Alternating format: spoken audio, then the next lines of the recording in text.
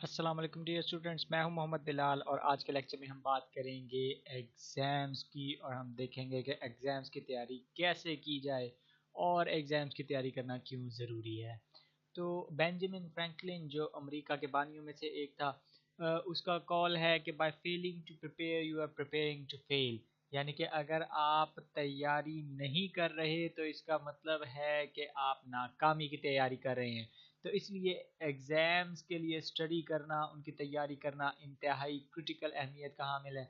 और जैसा कि हम पहले लेक्चर्स में देख चुके हैं कि लर्निंग और चीज़ों को मेमोराइज़ करने के लिए टाइम चाहिए होता है आपके ब्रेन को, और चीज़ों को बार बार रिवाइज़ करना पड़ता है और रिविजन्स के दौरान वक्फ़ों को इंक्रीज़ करना पड़ता है, जिससे आपकी ब्रेन के अंदर मेमोरीज़ ज़्यादा पक्की होती जाती हैं। तो फिर हमने ये भी देखा कि लॉन्ग टर्म डिसीजंस जो हैं वो बहुत ज़्यादा मुश्किल होते हैं, और हमें आज का जो बेनिफिट मिल रहा है वो ज़्यादा अहमियत का हामिल हमें नज़र आता है बनिस्बत उसके कि जो जिसका फ़ायदा हमें कल मिलेगा या आइंदा साल बाद या 2 साल बाद या 10 साल बाद जिस चीज़ का फ़ायदा मिलना है, वो चाहे बड़ा फ़ायदा हो लेकिन वो हमें बहुत ज़्यादा हमारे ब्रेन को बड़ा फील नहीं होता, और वो आज के छोटे छोटे फ़ायदों को ज़्यादा अहमियत देता है। तो इस लिहाज से यूँ समझ लें कि पूरी कायनात जो है वो मिल के साजिश कर रही होती है, और बजाते खुद आपका ब्रेन भी ये साजिश कर रहा होता है कि किसी तरह आप नाकाम हो जाएं। तो आपको एक्टिवली फिर इस नाकामी को ओवरकम करने के लिए स्टेप्स लेने पड़ते हैं, एक्शंस लेने पड़ते हैं, जिनसे आप जो है आइंदा फेलियर का आपको सामना ना करना पड़े। तो सबसे पहला तो स्टेप ये है कि जिस वक्त आपने कोई भी कोर्स शुरू किया है, पढ़ाई शुरू हुई है, अभी साल शुरू ही हुआ है, तो सबसे पहले अपना स्टडी स्केड्यूल या प्लान तैयार करें, जो कि सबसे अहम स्टेप है। हम पहले पढ़ चुके हैं, तो प्लानिंग के बारे में हमने काफ़ी ज़रा पहले पढ़ा था। तो सबसे पहले तो आपके पास एक कैलेंडर होना चाहिए, और उस कैलेंडर के ऊपर आप एग्जैक्ट डेट्स, जितना करीब तरीन डेट्स आपको पता लग सकती हैं, वो पता करने की कोशिश करें कि आपके एग्ज़ाम्स कब होने हैं, और उस कैलेंडर के ऊपर रेड कलर में मार्क कर दें कि इन इन डेट्स को एग्ज़ाम होना है। फॉर एग्जांपल, अगर आप पंजाब में इंटरमीडिएट के स्टूडेंट्स हैं तो मोस्टली स्टूडेंट्स के एग्ज़ाम्स मई में होते हैं, और उससे पहले फिर ज़ाहिर है अप्रैल में आपका कॉलेज में फुल बुक टेस्ट होगा, और उससे पहले आपका 1 दिसंबर में मेजर टेस्ट होगा, और इसी तरह आपके बहुत सारे मंथली टेस्ट होंगे। तो जिन जिन डेट्स में आपके टेस्ट एक्सपेक्टेड हैं, उन डेट्स को मार्क कर लें, और फिर उन डेट से पहले मखसूस टाइम निकालें, कैलेंडर के ऊपर रिवीजन का अपना शेड्यूल भी मार्क कर दें। तमाम टेस्ट की डेट्स जो हैं वो आपने रेड कलर में मार्क कर ली, और फिर उसी जगह पे आप ये भी लिख दें कि किस जगह पे वो टेस्ट होना है, और फिर उससे अगर आपके फाइनल एग्ज़ाम्स हैं तो उससे 1 महीना पहले का टाइम डेडिकेट करें कि एग्ज़ाम्स की तैयारी करनी है। इसी तरह अगर हाफ बुक एग्ज़ाम्स हैं आपके, तो उसमें आप 2 हफ्ते के अंदर हाफ बुक तैयार रिवाइज कर सकते हैं। और इसी तरह क्लास टेस्ट है या मंथली टेस्ट है, तो उसके लिए आपको 1 या 2 दिन चाहिए होंगे चीज़ों को रिवाइज करने के लिए, अगर आप वीकली रिविजन्स और डेली रिविजन्स प्रॉपर टाइम पे कर रहे हैं। तो इस तरह से मार्क कर दें कि कब आपने किन चीज़ों को रिवाइज करना है।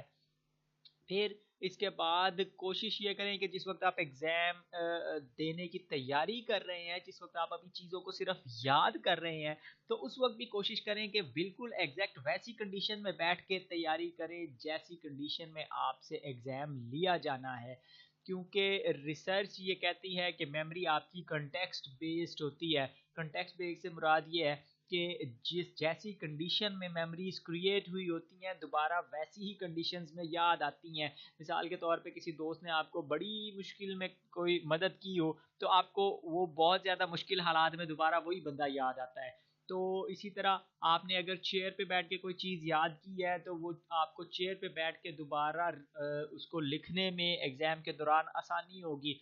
अगर आपने बेड पे बैठ के चीज़ याद की, तो वो चीज़ याद भी बेड में ही बैठ के आएगी, वो चेयर के ऊपर बैठ के ज़रा मुश्किल से आएगी। ये एक्चुअली रिसर्च ये चीज़ साबित कर चुकी है कि उन्होंने फॉर एग्जांपल कुछ स्टूडेंट्स को अंडर वाटर कुछ लिस्ट दिखाई, और उनको उन लिस्ट्स को याद करने को कहा। बाद में क्लासरूम में बैठकर उनको उस लिस्ट का टेस्ट लिया गया, लेकिन वो बच्चे बहुत अच्छा परफॉर्म ना कर सके।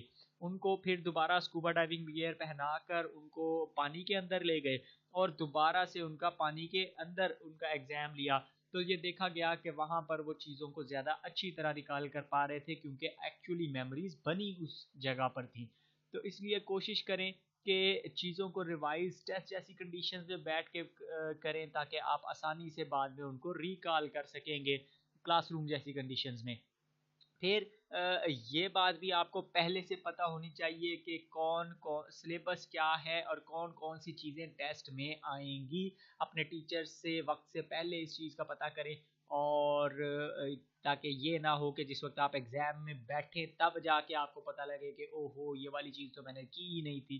तो ये टाइम से पहले होना चाहिए। फिर साथ ही साथ अपने ब्रेन को इस लिहाज से भी तैयार रखें कि आपको पता होना चाहिए कि किस किस्म के सवाल पूछे जाएंगे। मिसाल के तौर पे मल्टीपल चॉइस क्वेश्चंस पूछे जाएंगे या शॉर्ट क्वेश्चंस होंगे या एक्सप्लेनेटरी क्वेश्चंस होंगे, ट्रू एंड फॉल्स स्टेटमेंट्स होंगी या ब्लैंक्स को फिल करना होगा। इसी तरह अगर शॉर्ट क्वेश्चन है तो कितना लंबा जवाब काफ़ी होगा, अगर लॉन्ग क्वेश्चन है तो फिर कितने लेंथ का आपने लिखना है। ये चीज़ भी आपको पहले से टीचर के साथ डिस्कस कर लेनी चाहिए। फिर साथ ही साथ आपको ये भी पता होना चाहिए कि एग्ज़ाम के दौरान कौन कौन सा हेल्पिंग मटेरियल अलाउ होगा और कौन सी चीज़ें अलाउ नहीं होगी। For example rough paper separate sheet use करने की इजाज़त है या नहीं है, कैलकुलेटर्स की इजाज़त है या नहीं है, ग्राफ पेपर खुद लेके जाना है या एग्ज़ाम में प्रोवाइड किया जाएगा। क्योंकि फॉर एग्जांपल अगर आप तैयारी करते वक्त कैलकुलेटर इस्तेमाल कर रहे हैं और बाद में पेपर के दौरान आपको कैलकुलेटर की इजाज़त ना दी जाए और आपको अचानक से खुद से कैलकुलेशंस करनी पड़े, तो फिर वहाँ पे गलती के चांसेस ज़्यादा होंगे। तो अगर आपको पहले से पता है कि कैलकुलेटर की इजाज़त नहीं है, तो फिर तैयारी के लिए भी कैलकुलेटर इस्तेमाल ना करें। इसी तरह कोशिश ये करें कि प्रैक्टिस टेस्ट या पास पेपर्स वगैरह जो है अगर आपको किसी तरह से मिल जाते हैं तो लाजमी तौर पर उनको एक दफ़ा ज़रूर देखें। आमतौर पे टीचर्स के पास अवेलेबल होते हैं कुछ जो है मार्केट से आपको कुछ सब्जेक्ट्स के पास पेपर्स मिल जाते हैं। इसी तरह हमारी वेबसाइट के ऊपर भी बहुत सारे पास पेपर्स अवेलेबल हैं। इंटरनेट पे आपको मुख्तलिफ जगहों से आपके कोर्सेज़ के पास पेपर्स मिल जाते हैं। तो उन पास पेपर्स को देखें और उसमें देखें कि सवाल किस तरह से आए हुए हैं और फिर खुद किताब बंद करके उस पेपर को अटेम्प्ट करने की कोशिश करें। जब आपको ये लगता है कि आपने तैयारी कर ली है तो उसके बाद अपना टेस्ट खुद लें। इससे आप जो है आपके कॉन्फिडेंस एक तो इम्प्रूव हो जाएगा, आपका खौफ कम हो जाएगा और दूसरा ये कि आपको अपनी गलतियों का, आपकी कमियों का बड़ी हद तक पता लग जाएगा। इसके अलावा जिस वक्त आप अपना टेस्ट खुद कर रहे हों तो उस वक्त आपकी कंस्ट्रेंट्स लिमिट्स वही होनी चाहिए जो पेपर के दौरान एक्चुअली होनी है।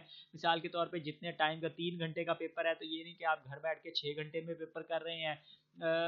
इसी तरह वो अपना क्विज खुद जब आप ले रहे हैं तो आपके पास बुक या नोट्स या कोई और ऐसी हेल्पिंग मटेरियल नहीं होना चाहिए जो आपके पास पेपर में अवेलेबल नहीं होगा।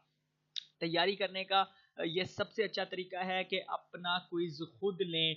ब्रेन से जो चीज़ बार बार उगलवाई जाए वो चीज़ ब्रेन को याद रहती है, बार बार जो चीज़ रिवाइज की जाए वो याद नहीं रहती। लिहाजा अगर आपके पास क्वेश्चंस अवेलेबल नहीं है, पास पेपर्स अवेलेबल नहीं है, तो कोशिश ये करें कि चीज़ों के क्वेश्चंस खुद बनाएं। अगर बुक के अंदर कोई स्टेटमेंट लिखी हुई है तो आप सोचें कि टीचर इसमें से सवाल किस तरह से दे सकता है। मिसाल के तौर पे वो उसकी डेफिनेशन पूछ सकता है या कोई फार्मूला है तो उसकी डेरिवेशन आ सकती है या कोई एग्जाम्पल है तो उसकी एप्लीकेशन आ सकती है। तो इस तरह की चीज़ें जो हैं हर कॉन्सेप्ट और हर डेफिनेशन में से क्वेश्चंस बनाने की कोशिश करें। और फिर एक ट्रिक और ये होता है कि आप फ्लैश कार्ड्स बना लें। इस तरह पेपर की छोटी सी स्ट्रिप काट लें जिसकी एक तरफ आपने टर्म लिखी हुई हो और दूसरी तरफ उसकी डेफिनेशन लिखी हुई हो कि ये क्या चीज़ है। और आपके पास हर चैप्टर का इस तरह से एक स्टैक ऑफ कार्ड्स होना चाहिए, एक गट्ठा होना चाहिए जिस पे उस चैप्टर की सारी डेफिनेशंस या सारे इंपॉर्टेंट फार्मूले होने चाहिए। और जिस तरह आप ताश की पत्तियों को मिक्स करते हैं इस तरह मिक्स करके आप उनमें से एक को बाहर निकालें और उसके ऊपर जो टर्म लिखी हुई आती है उसके ऑपोजिट साइड पर जो लिखा हुआ है उसको गैस करने की कोशिश करें। ये काम आपने रिवीजन के बाद करना है। अपना टेस्ट लेने का एक ये बड़ा सिंपल तरीका है। तो इससे ये होगा कि ब्रेन उस इंफॉर्मेशन को अपनी मेमोरी से वापस निकालने की कोशिश करेगा और इसकी वजह से वो मेमोरी ज़्यादा पावरफुल, ज़्यादा स्ट्रॉन्ग होती जाएगी। फिर मैथ और फिज़िक्स जो हैं वहाँ पे आपको फार्मूलाज और इक्वेशंस आप इस तरह से याद कर सकते हैं, लेकिन उनकी एक्चुअल प्रैक्टिस जो है उसके लिए आपको ज़ाहिर है ज़्यादा टाइम होगा। इसके अलावा अगर कोई चीज़ आपको समझ नहीं आ रही है तो बेहतर है कि टाइम से पहले टीचर से हेल्प ले ली जाए। हेल्प कैसे ली जाए इसका भी फिर मखसूस तरीक़ाकार होता है। ये नहीं कि आप मुँह उठा के टीचर के पास चले जाएँ और उसको कहें कि जी मुझे ये चीज़ समझ नहीं आ रही है, मुझे ये पूरा टॉपिक समझा दें। इस तरह नहीं करना चाहिए, बल्कि आपको सबसे पहले कोशिश ये करें कि आपको एग्जैक्ट पिन पॉइंट करें कि किस स्टेप पे आप गलती कर रहे हैं, किस जगह पे आपको चीज़ समझ नहीं आ रही है। तो एक दफ़ा आराम सुकून से तसल्ली से उस टॉपिक को स्टेप बाय स्टेप लिखें किसी पेज के ऊपर और 15 मिनट उसके ऊपर मज़ीद लगाएँ। ये नहीं कि आपको वो चीज़ मुश्किल लगी है तो फ़ौरी तौर पे उसको छोड़ दिया कि ठीक है ये मैं कल किसी से जाके पूछ लूँगा, बल्कि उस एग्ज़ैक्ट पॉइंट को ढूँढें जहाँ जो आपको समझ नहीं आया है।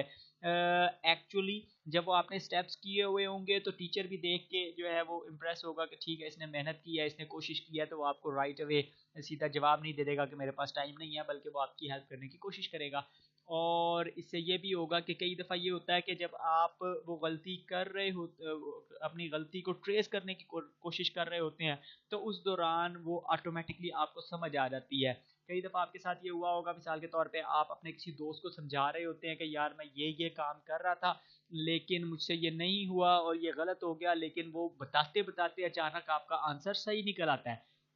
तो ये एक्चुअली इसलिए होता है कि आपने पहले उसको उस डिटेल में देखने की कोशिश शायद नहीं की थी, जितनी डिटेल में आप समझाते हुए उसको कर रहे हैं। तो समझाने के लिए अगर आप उसकी तैयारी करेंगे, तो फिर आपको हो सकता है कि वो चीज़ समझ खुद ही आ जाए। फिर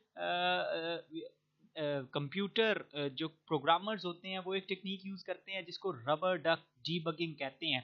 उन्होंने अपनी टेबल के ऊपर एक छोटी सी प्लास्टिक की बत्तख रखी हुई होती है और जब वो कोडिंग कर रहे होते हैं तो उस वक्त अगर वो किसी जगह पे जाके फंस जाते हैं तो वो उस रबर डक को अपने सामने बिठा लेते हैं और उसको समझाने की कोशिश करते हैं कि एक्चुअली क्या काम कर रहे थे, एक्चुअल टारगेट क्या था, क्या क्या कोड उन्होंने बनाया और क्या प्रॉब्लम आ रही है, क्यों वो कोड सक्सेसफुली रन नहीं कर रहा। और 90% ऑफ द टाइम्स वो रबर डक को समझाते हुए उनकी प्रॉब्लम सॉल्व हो जाती है। तो की ये है, ट्रिक ये है कि ध्यान से अपनी प्रॉब्लम को एक्सप्लोर किया जाए और उसमें आपको जो है प्रॉब्लम सॉल्व हो जाती है। फिर एक और ट्रिक ये है कि चीट कार्ड लाजमी तौर पे तैयार करें पेपर से पहले। चीट कार्ड से मुराद बूटी या कोई फर्रा या कोई ऐसा पेज जिसके ऊपर आपने सारे इंपॉर्टेंट डेफिनेशंस वगैरह उस चैप्टर की छुपा के ले जाने के लिए जो बनाई जाती है, नकल करने के लिए बनाई जाती है, उस तरह का एक चीट कार्ड तैयार करें। चीट कार्ड जो है वो एक छोटा स्मॉल साइज्ड पेपर होता है, जितना तकरीबन आपका आईडी कार्ड होता है उतने साइज़ का आप पेपर ले लें और उसके ऊपर चूँकि आपके पास लिमिटेड स्पेस होगी तो उस पे आपके जो टॉपिक के जो अहम तरीन टॉपिक्स हैं, डेफिनेशंस हैं या फार्मूले हैं, उनको उसके ऊपर लिखें। उन हिंट्स वगैरह को उसके ऊपर लिखें जो आपको पेपर में हेल्प कर सकते हैं। अब इसका ये मतलब नहीं है कि एक्चुअली आपने उसको पेपर में हेल्प के लिए ले जाना है, बल्कि ट्रिक यहाँ पे ये है कि आप उसको उन चीज़ों को सर्च आउट कर रहे होंगे एक्टिवली जो एक्चुअली पेपर में पूछी जा सकती हैं और इस तरह से वो चीज़ें आपको ज़्यादा अच्छी तरह से तैयार हो जाएंगी। ये गलती नहीं करनी कि उसको जेब में डाल के साथ ले जाएं, क्योंकि फिर आप ज़ाहिर है नुकसान उठाएंगे। तो चीट कार्ड तैयार करना जो है ये भी प्रेपरेशन के लिए बहुत हेल्पफुल साबित हो सकता है। फिर एक और इम्पॉर्टेंट स्टेप ये है कि कुछ देर के लिए पढ़ना बंद कर दें।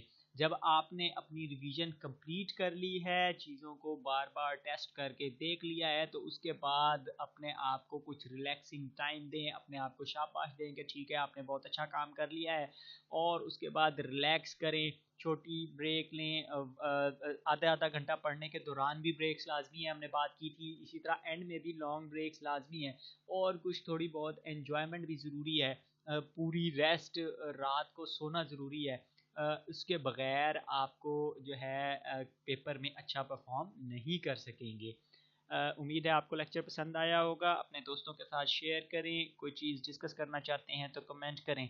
बहुत शुक्रिया।